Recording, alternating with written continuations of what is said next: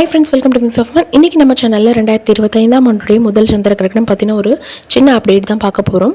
இது கூடவே கர்ப்பிணி பெண்கள் கிரகண நேரத்தில் செய்யவே கூடாத ஒரு முக்கியமான 5 விஷயம் பற்றி இந்த வீடியோவில் சொல்லியிருப்பேன். ஸோ கண்டிப்பாக இந்த வீடியோ உங்களுக்கு யூஸ்ஃபுல்லாக இருக்கும். வீடியோவை ஸ்கிப் பண்ணாமல் பாருங்கள். சந்திர கிரகணம் அப்படிங்கிறது பூமி, சூரியன், சந்திரன் இது மூணுமே ஒரே நேர்கோட்டில் இருக்கும்போது பூமிக்கு பார்த்திங்கன்னா சூரியனுக்கும் சந்திரனுக்கும் இடையில இருக்கும். அந்த நேரத்தில் சந்திரன் மேலே சூரிய ஒளி படாத வண்ணம் பூமி மறைச்சிட்ருக்கும். ஸோ பூமியோட நிழல் தான் சந்திரன் மேலே படும். இந்த நிகழ்வை தான் சந்திர கிரகணம் அப்படின்னு சொல்கிறோம். 2025ஆம் ஆண்டுடைய முதல் சந்திர கிரகணம் பார்த்திங்கன்னா மார்ச் 14 அன்னைக்கு நிகழவிற்கு. இந்திய நேரப்படி பார்த்திங்கன்னா காலை 9:27க்கு தொடங்கி மாலை 3:03க்கு முடிவடையுது. இந்த கிரகணத்துடைய உச்சக்கட்ட நிலை பார்த்திங்கன்னா 12:28க்கு இருக்கும். கிட்டத்தட்ட 6 மணி நேரத்துக்கு இந்த கிரகணமானது தொடர்ந்து நீடிக்கும். இந்த கிரகண நேரத்தில் கர்ப்பிணி பெண்கள் செய்யக்கூடாத முக்கியமான 5 விஷயங்களை இந்த வீடியோவில் நான் சொல்கிறேன். அதுக்கு முன்னாடி இந்த கிரகணம் இந்தியாவில் தெரியுமா தெரியாதா அப்படின்னு கேட்டிங்கன்னா, இந்த கிரகணம் பார்த்திங்கன்னா இந்தியாவில் தெரியாது. நிறைய பேர் என்ன கேட்குறீங்க அப்படின்னா, சூரிய கிரகணம் தானே பகலில் வரணும், சந்திர கிரகணம் இரவில் தானே வரணும் அப்படின்னு கேட்குறீங்க. கிரகணம் அப்படிங்கிறது பூமிக்கு பொதுவானது தான். கிரகணம் நிகழும்போது நம்ம எந்த பகுதியில் இருக்கோம் அப்படிங்கிறத பொறுத்து தான் நம்மளால் அந்த கிரகணத்தை பார்க்க முடியுமா, உணர முடியுமாங்கிறது இருக்குது. இப்போ ஒரு எக்ஸாம்பிளுக்கு பார்த்தீங்கன்னா, சூரிய கிரகணம் நிகழும்போது நாம் பூமியுடைய பகல் சைடில் இருந்தோம் அப்படின்னா நம்மளால் அதை கிளியராக பார்க்க முடியும். இரவு சைடில் இருக்கிறவங்களால பார்க்க முடியாது. அதுவே சந்திர கிரகணம் நிகழும் பொழுது நம்ம பூமியுடைய இரவு பகுதியில் இருந்தோம் அப்படின்னா அதை நம்மளால் பார்க்க முடியும். பகல் சைடில் இருக்கிறவங்களால பார்க்க முடியாது. இவ்வளோ தான் டிஃப்ரென்ஸ்.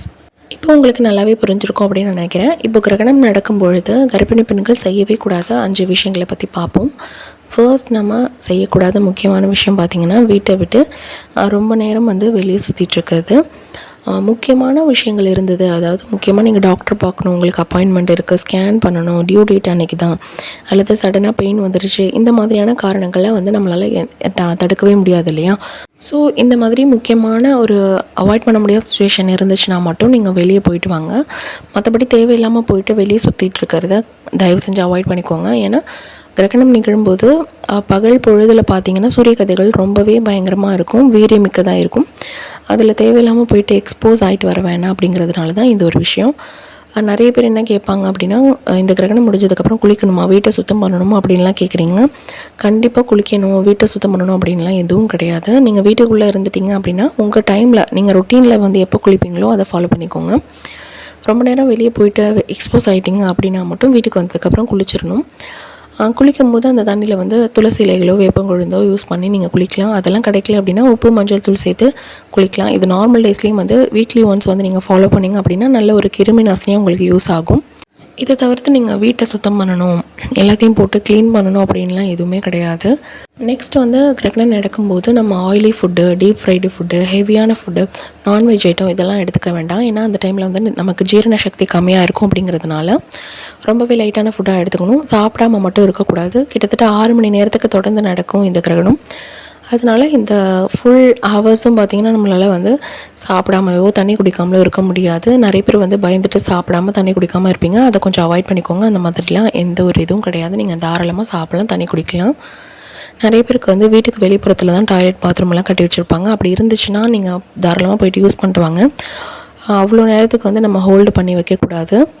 டிவி பார்க்கலாமா, மொபைல் பார்க்கலாமா, லேப்டாப் யூஸ் பண்ணலாமான்னு கேட்டிங்கன்னா தாராளமாக டிவி பார்க்கலாம், எந்த பிரச்சனையும் இல்லை.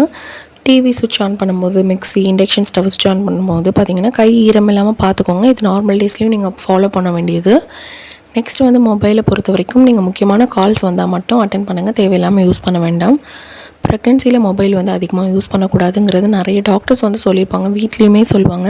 அதை கொஞ்சம் கன்சிடர் பண்ணி கேட்டு நடந்துக்கோங்க. லேப்டாப்பை பொறுத்த வரைக்கும் நம்ம மடியில் வச்சு யூஸ் பண்ணக்கூடாது. ரொம்ப நேரம் ஒரே இடத்துல உட்காந்துட்டு லேப்டாப் யூஸ் பண்ணிகிட்டு இருக்கக்கூடாது. இதை அவாய்ட் பண்ணிக்கோங்க. மடியில் வச்சு யூஸ் பண்ணோம் அப்படின்னா அதுலேருந்து பயங்கர ஹீட் எமிட் ஆகும். அது கண்டிப்பாக நம்மளை டயர்டாக்கி விட்டுரும். குழந்தைக்கும் அது நல்லதில்லை. ஸோ லேப்டாப்க்கான டேபிள் அல்லது குஷன் வச்சு யூஸ் பண்ணுங்கள். ரொம்ப நேரம் மொபைலும் சரி லேப்டாப்பும் சரி யூஸ் பண்ணக்கூடாது. கிரகண நேரத்தில் ஷார்ப்பான பொருட்களை ஹேண்டில் பண்ணக்கூடாதுன்னு சொல்லுவாங்க. எதனால் அப்படின்னா அந்த டைமில் பூமியோட ஈர்ப்பு சக்தியில் பயங்கர டிஃப்ரென்ஸ் இருக்கும். இதுக்கு எக்ஸாம்பிள் அப்படின்னு பார்த்தீங்கன்னா பழங்காலத்துலலாம் சரி, இப்போ கூட ரீசெண்டாக நீங்கள் கிரகண நேரத்தில் டிவியில் கூட பார்க்கலாம். கிரகண நேரத்தில் வந்து உலக்கையை நிறுத்தி வச்சோம் அப்படின்னா செங்குத்தாக நிற்கும். கிரகணம் முடிகிற போது பார்த்திங்கன்னா டக்குன்னு கீழே விழுந்துடும். இதெல்லாம் வந்து நம்ம நிறைய வந்து நியூஸ் சேனலில் பார்த்துருக்கோம். இது வந்து பழங்காலத்தில் நம்மளுடைய முன்னோர்கள் வந்து எக்ஸ்பீரியன்ஸ் பண்ண உண்மையான விஷயந்தான். இதுலேருந்து நம்ம தெரிஞ்சுக்க வேண்டியது என்னென்னா, பூமியோட ஈர்ப்பு சக்தி அந்த டைமில் டிஃப்ரென்ஸாக இருக்கும். ஸோ நம்ம ஷார்ப்பான பொருட்களை ஹேண்டில் பண்ணும்போது தவறுதலாக கை கட் பண்ணிக்கிறதுக்கு நிறைய வாய்ப்பு இருக்குது. அப்படிங்கிறதுனால தான் கத்திரிக்கோல், நகவெட்டி கூட அந்த டைமில் யூஸ் பண்ணாதீங்கன்னு சொல்லுவாங்க. நமக்கு வந்து அந்த டைம் வந்து சமைக்கிற டைமாக இருக்கிறதுனால நீங்கள் யூஸ் பண்ணாமல் இருக்க முடியாது இல்லையா? ஸோ கொஞ்சம் கேர்ஃபுல்லாக ஹேண்டில் பண்ணிக்கோங்க. கிரகண நேரத்தில் தூங்கலாமா அப்படின்னு நிறைய பேர் கேட்குறீங்க. தாராளமாக தூங்கலாம். இந்த டைமில் வந்து பார்த்திங்கன்னா நிறைய negative energy, negative thoughts, negative vibration தான் இருக்கும். தேவையில்லாத பயம், பதட்டம், குழப்பம்லாம் இருக்கும் இல்லையா? கிரகணம் நடக்குது, நமக்கு ஏதாவது ஆகுமா, குழந்தைக்கு ஏதாவது ஆகுமா, நிறைய பேர் சொல்லி கேள்விப்பட்டிருப்பீங்க. குழந்தை வந்து கிரகண நேரத்தில் இந்த மாதிரி சின்ன சின்ன தப்பு நான் பண்ணதுனால தான் வந்து காது மடிஞ்ச நிலையில், வாய் பிளந்த நிலையில், அல்லது வந்து மூக்கில் வந்து சின்ன அறுப்பு போட்ட மாதிரி, இந்த மாதிரிலாம் பிறக்கிறாங்க, பிறவி குறைபாடுகளோடு பிறக்கிறாங்க அப்படிங்கிற மாதிரி சொல்லுவாங்க. அதெல்லாம் சயின்டிஃபிக்காக எந்த ஒரு ரிசர்ச்லேயும் செஞ்சு ப்ரூஃப் பண்ணப்படலை. பட் நம்மளுடைய முன்னோர்கள் வந்து சில விஷயங்களை வந்து செய்ய வேண்டாம், இப்படி இருந்தால் சேஃபாக இருக்கும் அப்படின்னு நமக்கு சொல்லிக் கொடுத்த சின்ன சின்ன டிப்ஸை நான் இந்த வீடியோவில் ஷேர் பண்ணியிருக்கேன். இந்த சின்ன சின்ன டிப்ஸை வந்து நீங்கள் ஃபாலோ பண்ணாலே போதும், பயப்படணும்னு அவசியம் கிடையாது. உங்களுக்கு தூக்கம் வந்தது அப்படின்னா நீங்கள் தாராளமாக தூங்கிடலாம். தேவையில்லாத தாட்ஸ் வந்து நமக்கு இருக்காது. தூக்கம் வரல அப்படின்னா உங்களுக்கு பிடிச்ச புத்தகம் படிக்கலாம், பிடிச்ச தெய்வத்தை வந்து வழிபடலாம். இதெல்லாம் நம்ம பண்ணும்போது பார்த்திங்கன்னா நம்ம மனசு அமைதியாக இருக்கும். தேவையில்லாத எண்ணங்கள் வந்து நம்மக்கிட்ட இருக்காது. நிறைய சிஸ்டர் என்ன கேட்குறாங்க அப்படின்னா, எனக்கு வந்து பீரியட்ஸ் மிஸ் ஆகிடுச்சு, நான் ப்ரெக்னென்சி கன்ஃபர்மேஷனுக்காக வெயிட் பண்ணிகிட்ருக்கேன், நானுமே இந்த டிப்ஸ் எல்லாம் ஃபாலோ பண்ணலாமா அப்படின்னு கேட்குறீங்க. தாராளமாக பண்ணலாம். நமக்கு வந்து கிட்டில் வந்து டபுள் லைன் தெரியலையே தவிர நம்ம வந்து ப்ரெக்னெண்ட்டாக இருக்கிறதுக்கு நிறைய சான்சஸ் இருக்குது. அப்படி இருக்கும் பட்சத்தில் நம்மளுமே இந்த டிப்ஸ் எல்லாம் வந்து ஃபாலோ பண்ணுறதுல எந்த தவறும் இல்லை. தாராளமாக ஃபாலோ பண்ணுங்கள். இந்த வீடியோவில் நான் ஷேர் பண்ண குட்டி குட்டி டிப்ஸ் எல்லாம் கண்டிப்பாக உங்களுக்கு யூஸ்ஃபுல்லாக இருந்திருக்கும் நம்புகிறேன். இந்த வீடியோ பிடிச்சிருந்தால் லைக் பண்ணுங்கள். கூடவே நம்ம சேனலை மறக்காமல் சப்ஸ்கிரைப் பண்ணிக்கோங்க. தேங்க்யூ ஸோ மச் ஃபார் வாட்சிங்.